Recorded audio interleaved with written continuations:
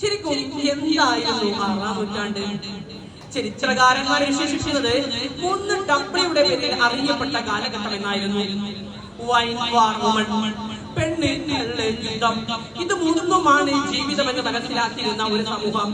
ആ സമൂഹത്തിലോട്ടാണ് പ്രവാചകൻ ഭുജാതനാക്കുന്നതും അവിടെ പ്രകാശം പരത്തുന്നതും. അതെ, സൂഫിയാക്കൾ അങ്ങനെയാണ്.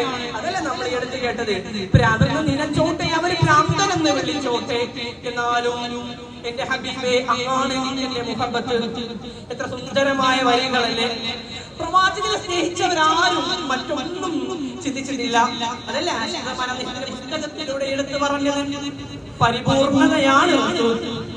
എത്ര സുന്ദരമായ, എത്ര ലളിതമായി പ്രവാചകനുള്ള ആ ഒരു ലോകത്തെ ഒരു വാക്കിൽ ഒതുങ്ങി.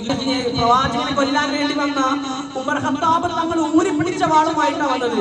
ആ ഉമർ ഖത്താബ് തങ്ങൾ ഇന്ന് കിടക്കുന്നത് പ്രവാചകന്റെ അരികത്താണെന്ന് നമ്മൾ ഓർക്കേണ്ടതുണ്ട്. പ്രവാചകനെ അവരാരും ഇതുവരെ വെറുതെ ആയി പോയിട്ടില്ല. അതുകൊണ്ട് മനസ്സിരുത്തി പ്രവാചകനിലേക്ക് സ്നേഹിക്കാൻ വേണ്ടി നമ്മൾ ഓരോരുത്തരും തയ്യാറാകേണ്ടതുണ്ട്.